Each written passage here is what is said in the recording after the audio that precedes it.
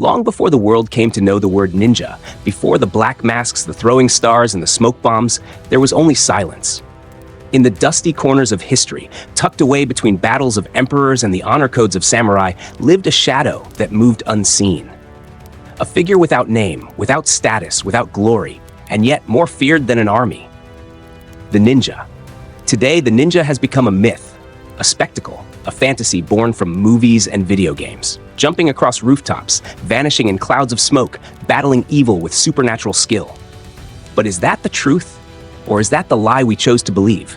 The real ninja, the one who walked the battlefields of medieval Japan, lived a different story. A quieter one, a more dangerous one. They were spies, saboteurs, masters of survival. They did not seek fame. They did not wear honor like armor. They survived in the shadows because the shadows were the only place they could live. And yet, as centuries passed, their names were erased, their records destroyed, their truths replaced by fiction. The ninja, once a force that changed the fate of warlords, slowly vanished into the fog of time. What happened to them? Who were they, really? And why has their true story been forgotten? This is not a tale of fantasy. This is the story of a people who were never meant to be remembered, and yet refused to be erased. This is the sleeping history of the ninja. To understand the ninja, you must forget everything you think you know. Forget the throwing stars, forget the black masks, forget the silent steps across tiled rooftops.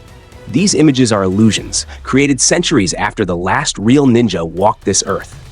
In truth, the ninja were not born from fantasy. They were forged by chaos, secrecy, and survival.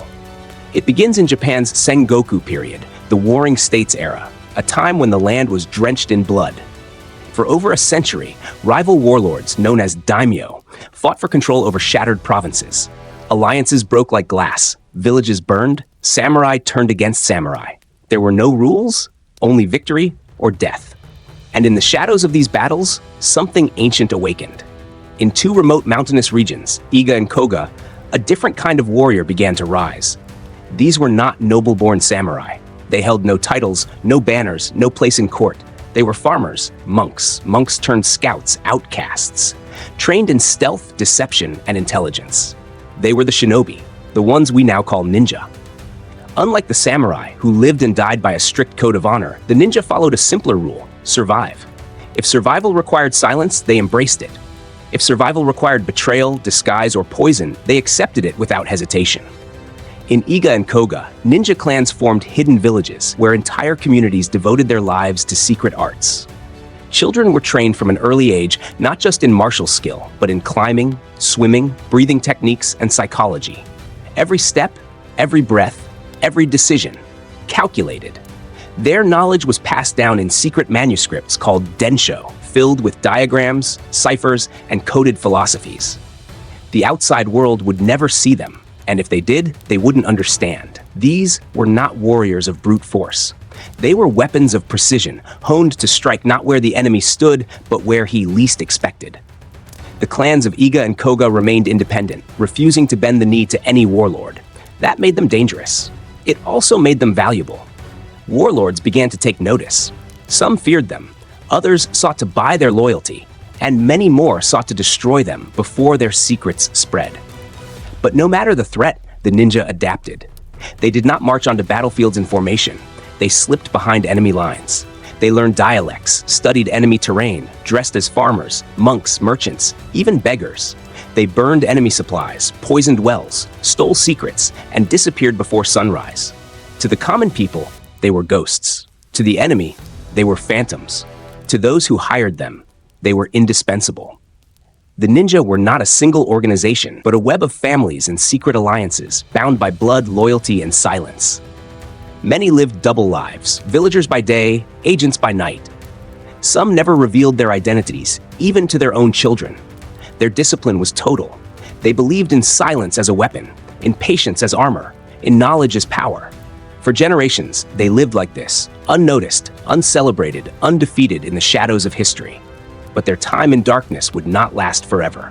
As Japan began to unify under a single rule, as castles replaced chaos, as peace began to settle across the land, the ninja faced a new enemy: oblivion. But that is a story for another part. Ninja were not born, they were built. The process of becoming a shinobi was long, secretive, and incredibly harsh. This was not a school with uniforms or classrooms. It was a life chosen, or more often, inherited, through bloodline and purpose. From the moment a child could walk, their training began. In the ninja villages of Iga and Koga, children were raised in silence. They were taught how to observe, not just with their eyes, but with their ears, their skin, and their breath. A shinobi had to be more than a fighter. They had to become a part of their environment, invisible, forgettable, and unpredictable. They trained in the forests, learning to run silently across leaves and leap between trees without snapping a branch. They practiced holding their breath underwater for minutes at a time. They learned to withstand pain and cold, to read animal behavior, and to use the natural world as their shield. Some legends speak of children trained to climb stone walls blindfolded, or to remain perfectly still for hours, hidden beneath straw in a rice field. But it wasn't all physical. Mental endurance was just as important. They studied medicine, poisons, explosives, and herbs. They learned to read maps, forge documents, and manipulate human behavior. Disguise was one of their greatest weapons. A shinobi could become anyone, from a servant to a traveling monk. Their most powerful art, however, was disappearance. To vanish without a trace, that was the dream of every shinobi. They mastered night movement, using shadows and moonlight as cover. They used distraction tools like flash powder and firecrackers. They built devices to scale walls, cross rivers, or dig beneath enemy gates. Sometimes they didn't vanish physically, they vanished psychologically. A good shinobi could enter a village in disguise, gather all the information he needed, plant seeds of confusion, and leave without anyone ever realizing he was there. There was no single uniform, no special weapon, no common identity. That was the point. Their power came from unpredictability. To be seen was to fail. And that is why history struggles to remember them. While the samurai were seen as the noble warriors of Japan, proud, armored, and guided by the strict code of Bushido, the ninja were their hidden opposites. Operating in the dark, they had no interest in glory. They fought not for fame, but for victory. While samurai sought honor on open battlefields, the ninja disappeared into the forests, waiting for nightfall. To the samurai, the ninja were cowards, disgraceful, unworthy of the battlefield. But the ninja never cared about samurai opinions. They were not bound by a code. They were bound by the mission. They used tools the samurai wouldn't touch: poison, smoke, traps, disguise. For the ninja, there was no shame in winning without being seen. In 1581, warlord Oda Nobunaga launched a full-scale attack on the Iga region, home of some of Japan's most skilled ninja. Tens of thousands of soldiers stormed the valleys and forests. The ninja, outnumbered, relied on guerrilla tactics, ambushing, misleading, and vanishing. For a short time, they held the invaders back. Eventually, Nobunaga's army overwhelmed the Iga clans. Villages were burned, temples destroyed, many ninja died. But some escaped, not to fight again, but to vanish. They faded into the mountains, into legend. Though the region was crushed, the knowledge was not lost. It went underground. Ironically, years later, those same ninja survivors became spies and bodyguards for Tokugawa Ieyasu, the very man who would finish what Nobunaga started and unify Japan. The ninja who once opposed the empire now served it in silence. From shadows, they whispered secrets that shaped the future. In the end, the war between samurai and ninja was not just a fight with swords, it was a battle of belief. Samurai lived for honor. Ninja lived to complete the task. One wanted to be remembered, the other wanted to be forgotten, but effective. The ninja path was invisible, and that's why it survived. Forget throwing stars and giant swords. Real ninjas didn't walk around like action movie characters. Their weapons were tools of survival, small, hidden, silent. They didn't need to overpower. They needed to vanish, mislead, escape. Their deadliest weapon wasn't steel, it was strategy. A ninja might dress as a monk, a merchant, or a street performer. They studied how people moved, spoke, and even how they bowed. With the right clothes and attitude, they could walk straight through enemy territory. They didn't need to hide in shadows. Sometimes, they hid in plain sight. Some ninja could even infiltrate enemy ranks for months, pretending to be loyal soldiers or servants. They memorized speech patterns, rituals, family names. They gathered secrets not by stealing, but by listening. A single whisper could be more powerful than 1,000 arrows.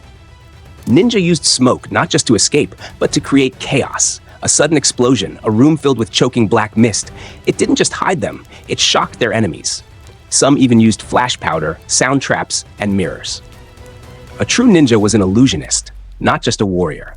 Their clothing was not jet black, it was dark blue or brown, better for blending into moonlight and shadows.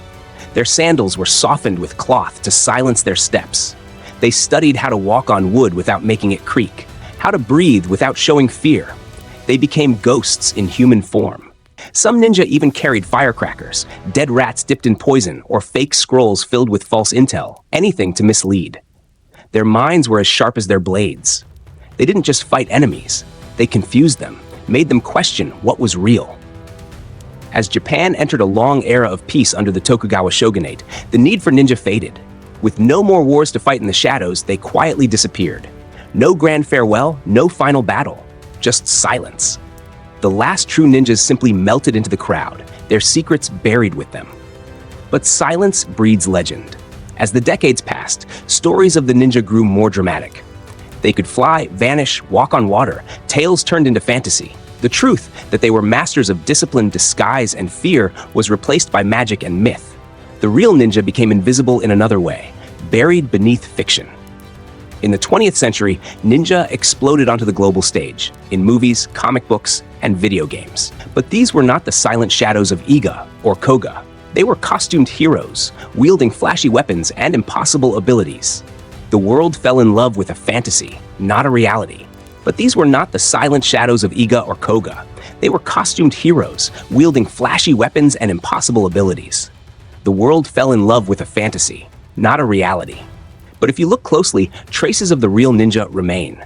In martial arts, in survival training, in the way spies and special forces use deception and disguise. The ninja might be gone, but their ideas live on. Not in shadows, but in systems. Not with swords, but in strategy. The ninja were never meant to be seen, and yet we can't stop looking for them. In stories, in symbols, in silence. Perhaps their greatest success wasn't a mission or a weapon. Perhaps it was this: to live on not through history books, but through whispers, shadows, and mystery. They were never kings, never conquerors. They didn't build empires. They survived them. The ninja lived in the cracks of history, between the wars and the peace, between what's written and what's whispered. They weren't just fighters. They were watchers, listeners, ghosts with purpose. And when the world no longer needed them, they disappeared. Just as they always had. But the world never forgot. Even as time buried their names, legends grew in their place. Legends of silent assassins, of vanishing warriors, of shadows that moved with the wind. What was once discipline and training became magic and myth. What was once survival became cinema. And in that strange way, the ninja never truly died. Today, we wear their image on shirts. We see them leap through video games and movies. But how many remember the truth? That the ninja didn't fight for glory. They didn't fight to be remembered. They fought to never be seen at all. And yet, here we are, still searching for their stories, still dreaming of their ways. Maybe it's because deep down we know the world is full of noise, and the ones who shape it are often the ones who speak the least. So next time you walk under moonlight or hear silence that feels too still, remember, there were once people who mastered that silence. And in the quiet corners of history, they still wait. Unseen, unheard, but never forgotten.